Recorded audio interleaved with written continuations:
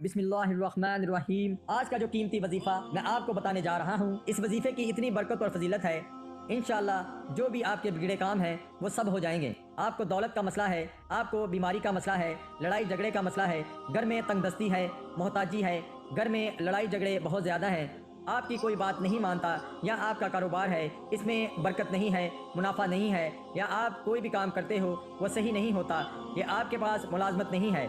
ये वजीफ़ा जो अब आपको बताने जा रहा हूँ इसकी बहुत ही फजीलत है। अल्लाह पाक ने ख़ास अपने नबी के लिए इसको उतारा है और इसकी मैं आपको कुछ फजीलत भी बताऊँगा। इंशाअल्लाह आपके तमाम काम जो बिगड़े हुए हैं बन जाएंगे, जो भी आपकी ज़िंदगी में मुश्किलात हैं वो हल हो जाएंगी। आपने इस सूरत को कैसे पढ़ना है, किस तरतीब से पढ़ना है, ये अब तरीक़ाकार जान लीजिए। जब तक आपको तरीक़ाकार नहीं पता होगा फिर अमल असर नहीं करते, कुछ ख़ास एहतियात होती हैं। तो अब इसका तरीक़ाकार जान लीजिए। एहतियात में सबसे पहले ये है कि वक्त आपने इस अमल को कब करना है। आप फजर, ज़ोहर, असर, मगरिब, इशा, तहज्जुद किसी भी नमाज के बाद कर सकते हो, इसमें कोई पाबंदी नहीं है। जब भी आपको वक्त मिलता है आप इस वजीफ़े को कर सकते हो, इसमें कोई पाबंदी नहीं है। कोई भी मर्द कर सकता है, कोई भी औरत कर सकती है। अक्सर कुछ मर्दों को भी मुश्किलात का सामना करना होता है, क्योंकि मर्द बेचारे अपने बीवी बच्चों के लिए, अपना घर पालने के लिए बाहर मेहनत मुशक्क़त करते हैं। इस तरह कुछ औरतों को भी बहुत से मसाइल होते हैं, वो भी इस अमल को कर सकती हैं और लाजमी करें ताकि आपकी ज़िंदगियों में आसानियाँ आएँ। दौलत के अलावा जो भी आपका मसला है, बस आप नीयत रख कर ये पढ़ोगे, ये अमल करोगे तो आपके मसाइल हल हो जाएंगे। इस वजीफ़े की बरकत से अल्लाह पाक की खसूसी रहमत होगी। औरतें इसको ख़ास अयाम में भी कर सकती हैं, इसमें भी कोई पाबंदी नहीं है। अगर पहले आप कोई अमल करते हैं, कोई वजीफ़ा करते हैं, कोई तस्बीह करते हैं, इसके फ़ौरन बाद इस अमल को किया जा सकता है, इसमें भी कोई पाबंदी नहीं है। और जब आप इस अमल को करेंगे तो खामोशी के साथ करेंगे। ऐसा नहीं होना चाहिए कि आप वजीफ़ा भी कर रहे हैं और गुफ्तगू भी कर रहे हैं, ऐसा नहीं होना चाहिए। ना आपको कोई बुलाए ना आप किसी को बुलाएं। खामोशी के साथ आपने इस वजीफ़े को करना है और कहीं भी बैठ कर सकते हो। ये लाजमी नहीं है कि मर्द मस्जिद में बैठ कर करें या औरतें मुसल्ले के ऊपर बैठ कर करें। घर में जहाँ भी आपको जगह मिलती है चारपाई के ऊपर बैठ कर लें, आप बेड के ऊपर बैठ कर लें। अल-मुख्तसर ये है जहाँ भी आपको जगह मिले वहाँ बैठ कर इस वजीफ़े को कर सकते हो, क्योंकि बात होती है नीयत और दिल की। अगर आप वाकई सच्ची नीयत से कोई काम कर रहे होते हैं, अल्लाह पाक इसके ऊपर खसूसी रहमत करते हैं। उस शख्स के ऊपर जो नीयत से करता है इसकी हर मुश्किलात दूर कर देते हैं। वक्त को मद्देनज़र रख के वजीफ़े की तरफ चलते हैं।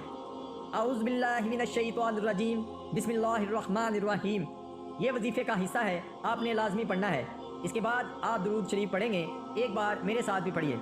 अल्लाहुम्मा सल्लि अला मुहम्मदिन व अला आलि मुहम्मदिन कमा सल्लैता अला इब्राहीम व अला आलि इब्राहीम इन्नका हमीदुम मजीद।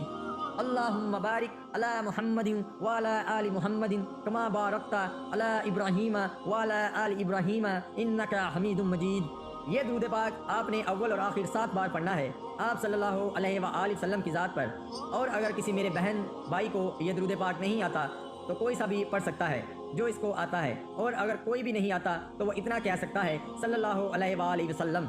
इसके बाद आपने ये सूरह अलम नशरह पढ़नी है, कुरान पाक की अशरा जिसे अलम नशरह के नाम से भी हम जानते हैं। इस सूरत को आपने कब पढ़नी और कैसे पढ़नी है, कितनी बार पढ़नी है, सब तरीका बताऊँगा। पहले आप इस सूरत के बारे में थोड़ा सा जान लीजिए। ये सूरत है अलम नशरह लका सदरक, क्या हमने आपका सीना नहीं खोल दिया, व वदाना अनका विज़रक, और क्या आपसे आपका वो बोझ नहीं उतार दिया, अल्लज़ी अनक़दा ज़हरक, जिसने आपकी कमर झुका दी थी, व रफ़ाना लका ज़िक्रक, और हमने आपका ज़िक्र बुलंद कर दिया, फ़इन्ना मअल उसरी युसरा, बस बेशक हर मुश्किल के साथ आसानी है, इन्ना मअल उसरी युसरा, बेशक हर मुश्किल के साथ आसानी है, फ़इज़ा फ़रग़्त फ़ंसब, बस जब आप फारिग हों तो रियाज़त कीजिए, व इला रब्बिका फ़रग़ब, और अपने रब की तरफ दिल लगाइए। ये मैंने आपके सामने कुरान पाक की सूरह अलम नशरा तर्जमा के साथ पढ़ के सुनाई, और ये मक्की सूरत है, कुल आयत इसकी 8 हैं। अब थोड़ा सा ये जान लीजिए इस सूरत उतारने का मकसद क्या है, अल्लाह पाक ने इस सूरत को क्यों उतारा, और इसके बाद मैं आपको अमल का तरीका भी बताता हूँ। क्या हमने आपके लिए आपका सीना कुशादा नहीं कर दिया? जब आप सल्लल्लाहु अलैहि वसल्लम पर वही नाजिल होती तो आप पर इसका इतना ज़्यादा बोझ होता था, अगर आप सल्लल्लाहु अलैहि वसल्लम ऊँट पर तशरीफ़ फरमाते थे तो ऊँट भी बैठ जाता था, क्योंकि वो वही के बोझ को बर्दाश्त नहीं कर सकता था। वही की अज़मत और क़ुव्वत को बयान करते हुए अल्लाह ताला कुरान पाक में इरशाद फरमाते हैं کہ اگر ہم اس قرآن کو یعنی وحی کو پہاڑ پر نازل کرتے تو تم یہ دیکھتے کہ اللہ تعالیٰ کے کلام کے رعب و عظمت کی وجہ سے پہاڑ کے ٹکڑے ٹکڑے ہو جاتے ہیں۔ آپ صلی اللہ علیہ وآلہ وسلم پر اللہ تعالیٰ کا یہ عظیم و فضل کرم ہے کہ انہوں نے آپ کا سینہ مبارک کو کشادہ کر دیا، جس کی وجہ سے آپ کے لیے وحی کا بوجھ برداشت کرنا آسان ہو گیا۔ اس کے بعد اگلی جو آیت ہے وَوَضَعْنَا عَنْكَ وِزْرَكَ الَّذِي أَنقَضَ ظَهْرَكَ، اور ہم نے آپ پر سے آپ کا وہ بوجھ اتار دیا جس نے آپ کی کمر جھکا دی تھی۔ اس آیت کریمہ میں بھی یہ بیان کیا گیا کہ اللہ تعالیٰ نے آپ صلی اللہ علیہ وآلہ وسلم سے اس بوجھ کو دور کر دیا جو آپ کے لیے انتہائی وزنی تھا۔ اس بوجھ سے مراد وحی کی کیفیت ہے جس سے آپ نزول وحی کے وقت بوجھ محسوس کرتے تھے۔ اس سے مراد یہ منصب رسالت اور نبوت کی ذمہ داری کا بوجھ بھی ہے جو آپ پر ڈالا گیا۔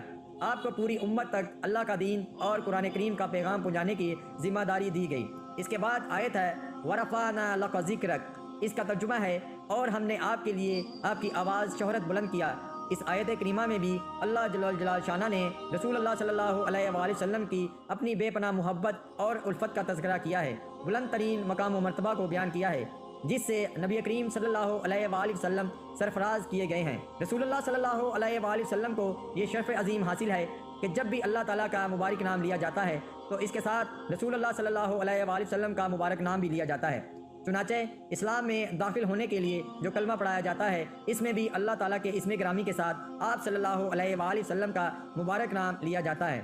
اسی طرح آذان، اقامت، خطبہ، تشہد میں بھی اللہ کے ساتھ رسول اللہ صلی اللہ علیہ وآلہ وسلم کا مبارک نام لیا جاتا ہے، یہاں تک کہ اگر نماز میں رسول اللہ صلی اللہ علیہ وآلہ وسلم کا نام نہ لیا جائے اور آپ پر درود نہ بھیجا جائے تو نماز ناقص رہتی ہے۔ اس کے بعد آیت ہے فَإِنَّ مَعَ الْعُسْرِ يُسْرًا إِنَّ مَعَ الْعُسْرِ يُسْرًا، تو بے شک ہر مصیبت کے ساتھ آسانی ہے۔ اللہ تعالیٰ کا نظام ہے، یہ دنیا مصائب و مشکلات کا گھر ہے، چنانچہ جہاں انسان اپنی زندگی میں مختلف قسم کی پریشانیوں اور مصیبتوں سے دوچار ہوتا ہے، کبھی صحت، کبھی مال، کبھی دولت، کبھی اولاد کی وجہ سے مصیبتوں کا سامنا کرتا ہے، تو کبھی زمین و جائیداد کو لے کر پریشانیاں جھیلتا ہے۔ انسان خواہ جتنا بڑے عہدے پر فائز ہو، اس کی زندگی میں کچھ نہ کچھ پریشانیاں ضرور آتی ہیں، چاہے وہ ذہنی اور فطری پریشانیاں ہوں یا جسمانی اور جذباتی پریشانیاں ہوں۔ انشاءاللہ جب آپ وظیفے کو کریں گے یہ سب پریشانیاں آپ کے اوپر سے دور ہو جائیں گی۔ اللہ پاک اس آیت کریمہ میں ہمیں یہ آگاہ بھی کر رہے ہیں کہ ہم غمگین اور اداس نہ ہوں، کیونکہ ہر مصیبت کے بعد آسانی ہوتی ہے۔ لہٰذا اگر کوئی اللہ تعالیٰ کے دین پر ایمان رکھتا ہے، اللہ تعالیٰ کے وعدوں پر کامل بھروسہ رکھتا ہے اور اللہ تعالیٰ کے کلام اور رسول اللہ صلی اللہ علیہ وآلہ وسلم کی باتوں پر مکمل یقین رکھتا ہے تو وہ مصیبت کے بعد آسانی ضرور دیکھے گا اور اس کی زندگی میں تنگی کے بعد خوشحالی ضرور آئے گی۔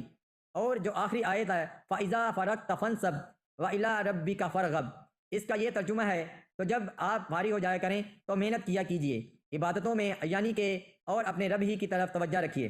اس آیت کریمہ میں اللہ تعالیٰ کی طرف سے آپ صلی اللہ علیہ وآلہ وسلم کو خطاب کیا جا رہا ہے کہ جب آپ دین کی دعوت اور تبلیغ اور دین کے مختلف شعبوں میں امت مسلمہ کی ہدایت اور رہنمائی کا فریضہ سے فارغ ہو جایا کریں تو اپنے رب کی طرف متوجہ ہو جائیں اور عبادت میں ہمہ مشغول ہو جائیں، یعنی کہ اللہ پاک کی عبادت کریں۔